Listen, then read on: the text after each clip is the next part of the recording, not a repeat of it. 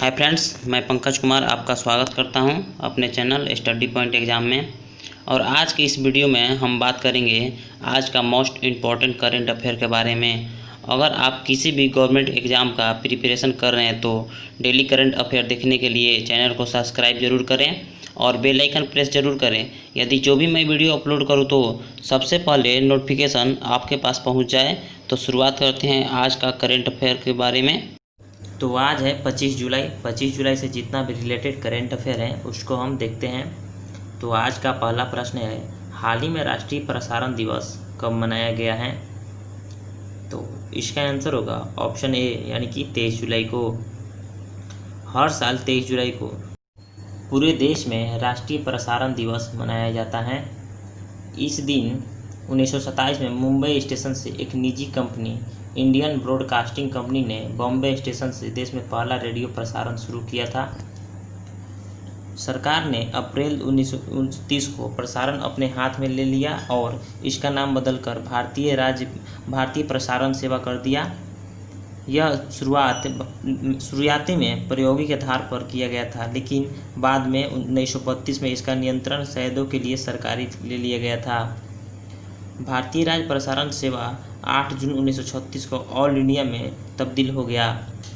तो अब हम बात करते हैं अगला प्रश्न नंबर 2। हाल ही में प्रधानमंत्री नरेंद्र मोदी ने किस राज्य में जल आपूर्ति परियोजना की आधारशिला रखी है? तो इसका आंसर होगा ऑप्शन बी यानी कि मणिपुर। प्रधानमंत्री नरेंद्र मोदी ने वीडियो कॉन्फ्रेंस के जरिए मणिपुर में जल आपूर्ति परियोजना की आधारशिला रखी है। तो केंद्र सरकार ने 2024 तक ग्रामीण भारत के हर हाल में सुरक्षित, पर्याप्त और साफ पेयजल उपलब्ध कराने के लिए जल जीवन मिशन की शुरुआत की है। तो अब हम जान लेते हैं मणिपुर के बारे में। तो यहाँ के राज्यपाल हैं डॉक्टर नजमा हेपतुल्ला और मुख्यमंत्री है एन बीरेन सिंह, और विधानसभा सीट की संख्या है 60, राज्यसभा सीट की संख्या है 1 और लोकसभा सीट की संख्या है 2। और यहाँ एक प्रमुख राष्ट्रीय उद्यान है कैम्बू लमजाओ नेशनल पार्क है। तो अब हम बात करते हैं अगला प्रश्न नंबर 3। हाल ही में किस देश के द्वारा मंगल अभियान प्रक्षेपित किया गया है?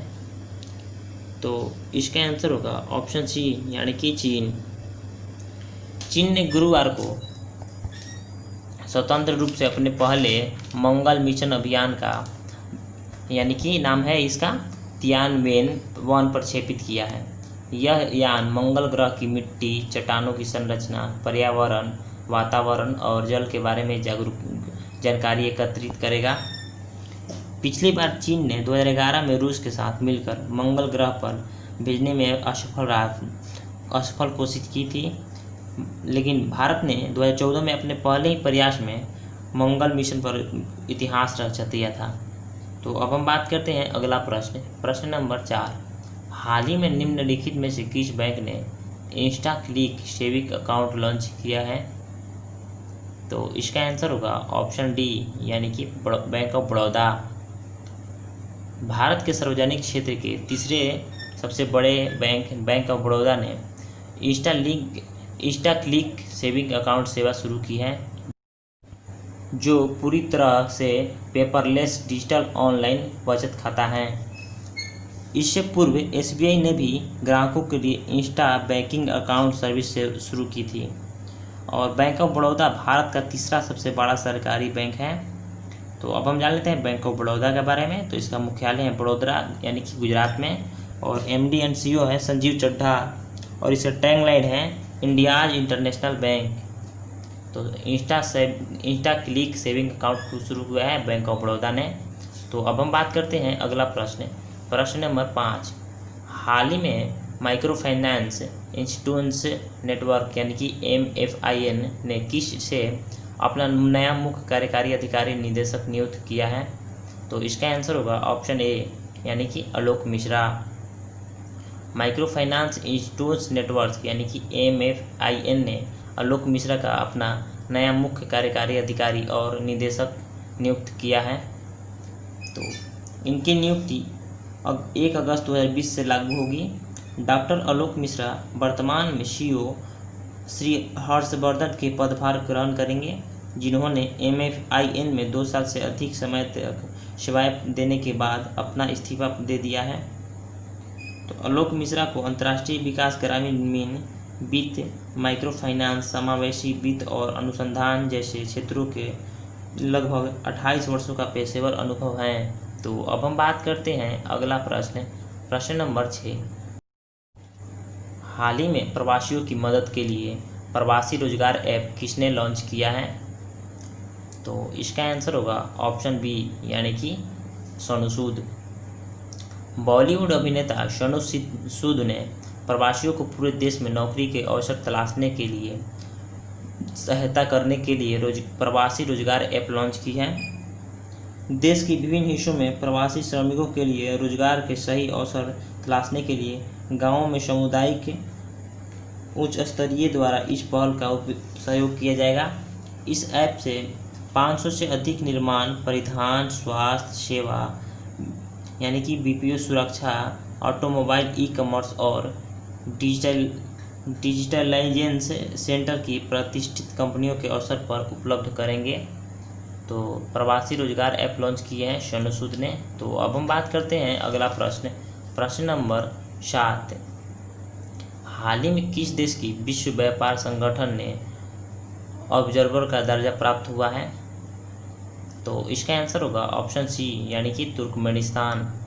विश्व व्यापार संगठन WTO यानी कि जनरल काउंसिल ने मध्य एशियाई देश तुर्कमेनिस्तान का ऑब्जर्वर का दर्जा दिए जाने का घोषणा किया है। विश्व व्यापार संगठन ने ऑब्जर्वर का दर्जा मिलाने के बाद तुर्कमेनिस्तान इस व्यापार निगम के साथ औपचारिक संबंध करने वाला अंतिम पूर्व सोवियत संघ यानी कि गणराज्य बन गया है।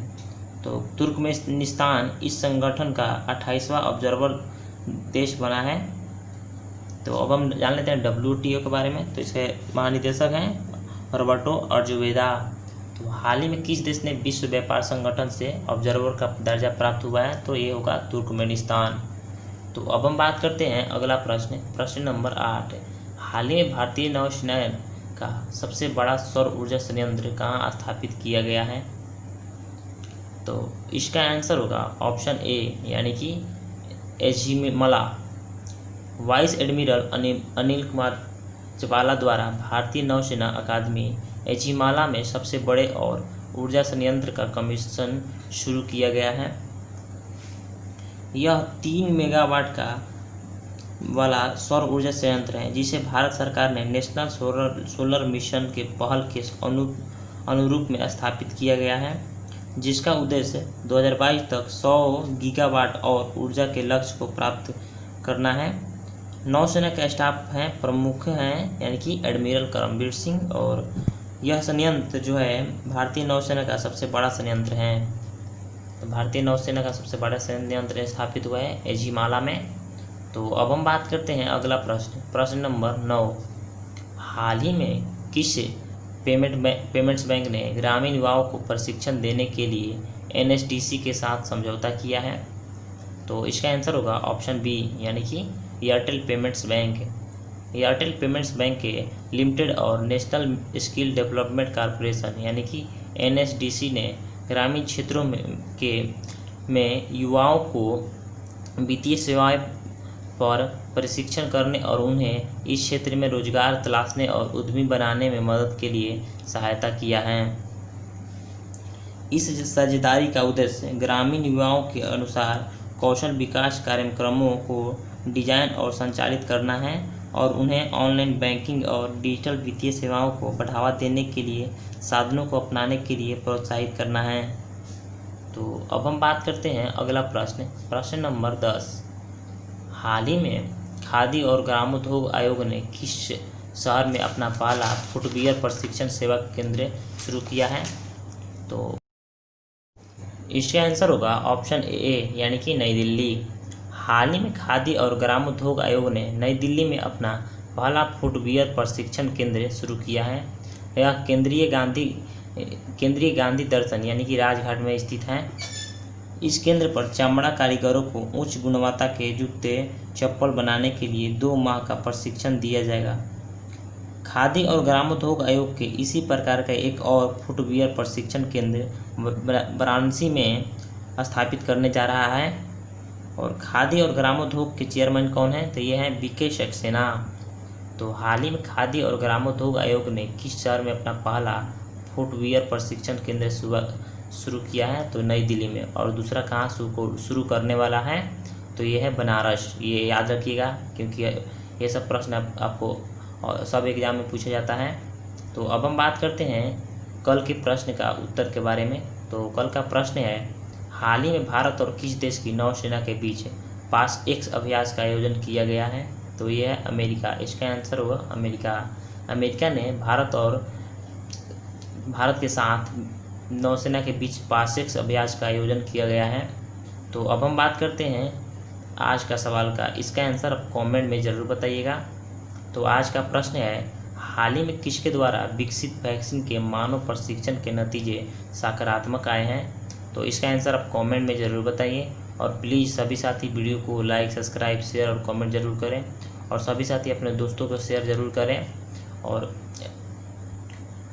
जो भी साथी मुख्यमंत्री राज्यपाल का वीडियो नहीं देखें तो एक बार प्लेलिस्ट में जाकर ज़रूर देखें। और आज के लिए इतना ही। Thank you so much.